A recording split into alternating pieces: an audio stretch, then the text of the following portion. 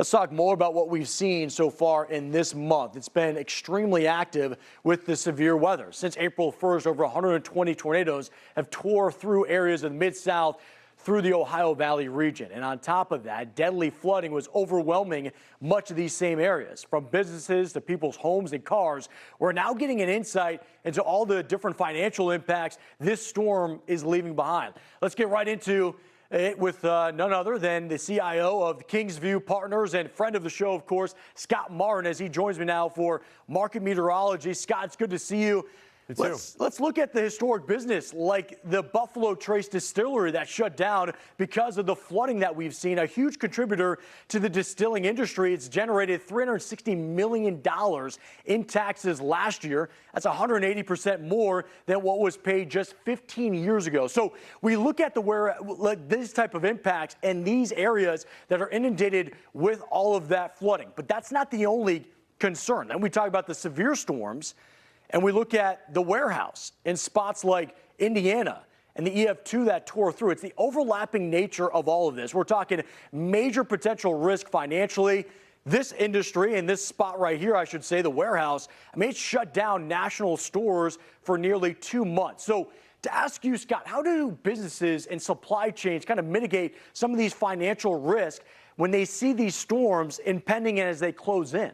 Yeah, it's difficult, Steve. I'll tell you, these companies are typically prepared for some sort of impact, but to the degree where it's a 2-month, say, layoff on production or, say, transportation, that's tougher than probably what they had in their plans. So there's obviously some contingencies that they have in place that will help mitigate some of the slowdown. But if you think about the workers that were there in the town and the people that come to work there and obviously create economic activity on their own, that gets put off. And so you also have some impact to the local economy. But the companies nowadays, Steve, have to have, at least in certain areas of the country, some sort of plan in place should we have, even in the cases where we saw hurricanes or floods earlier this year and certainly last year.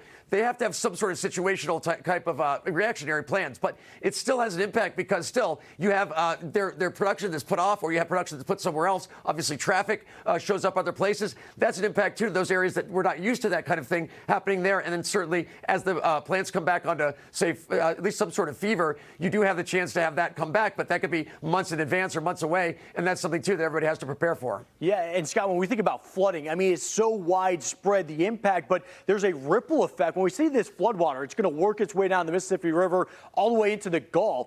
This could bring weeks of shipping delays for companies that rely on roads and river barges that form truly the backbone of the Midwest economy. Talk about some of the domino effects of that industry, because oftentimes it feels like it's overlooked.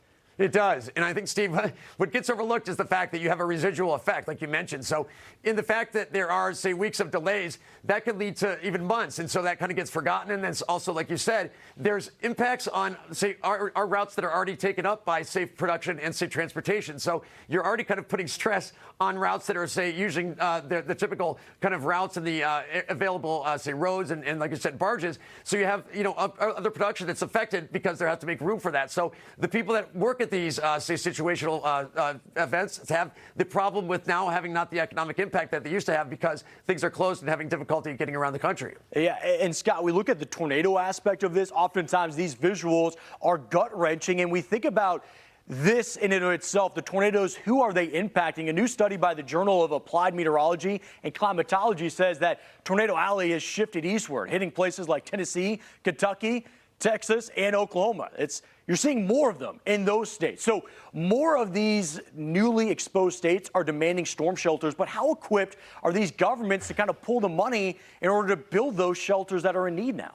Not very equipped, Steve. And I'll tell you, as say the tornado alley, as you mentioned, the shift has happened. I think some local governments have been better than others, and some of the local residents have too. But let's face it, there's been a lot more damage, I think, in the last couple of years, as we've seen from the statistics, than there has been in, say, recent years before that. So the economies and the local residences and residencies that are being impacted, local businesses too, have had a little bit more, say, destruction than probably was expected. So governments are now facing the pressure to, say, help people rebuild, help people get at least some sort of economic benefit back. And certainly the government, I say, on a federal level, has had a lot more responsibility there, and places that, again, we're not expecting, say, this kind of weather. So as this kind of, say, is more realized or at least more accepted, that will tend to be a little bit better for those areas. But at least for now, as the shift has happened, that's been a big adjustment period for everyone. Yeah, and Scott, let's say eventually they do get these shelters. Sadly, though, when they come back home, there's potentially that irreversible damage. They lose everything because of these violent tornadoes.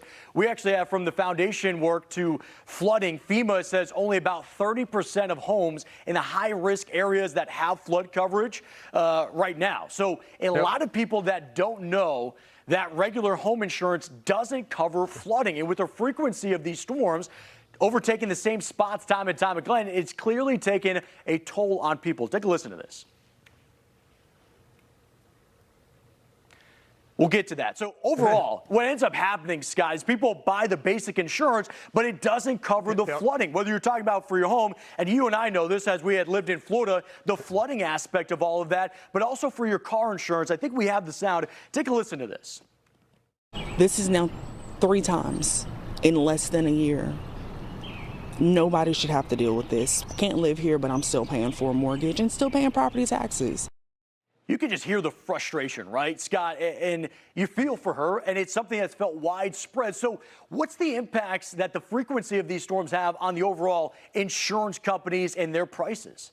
Several things, and you mentioned it, Stephen, as she did. The availability of insurance is obviously scarce, let's say, or at least it's somewhat more of a new process for her. So the insurance cost is going to be one thing. The insurance coverage of who's there to cover these disasters is another thing. And two, say these people can't afford it, or they have, say, there's so much disaster and destruction, they move out of the area. And so there has to be a relocation effect to that area and to the new affected area, because that's another thing that has to come into play due to those disasters. So I think the insurance companies, too, Steve, as we've seen in Florida, end up getting such a burden, say, financially and economically, they end up leaving the state, and the ones that are left over end up raising the prices that we've seen in California as well, where the ones that are left over, say, have a bigger burden and therefore put a lot more, say, at least a lot more pricing on the customer because they need to cover those disasters. And Scott, when you think about homes, they think about flood zones, but what about cars, right? Because once the water recedes, people find out my car's not working anymore, yet car insurance doesn't actually cover the water damage. So what impacts will that have on just the car insurance aspect? Again, that'll be another policy that folks will have to get that they're not planning for in their budgets. And I mean, Steve, we've seen with the hurricane situations too,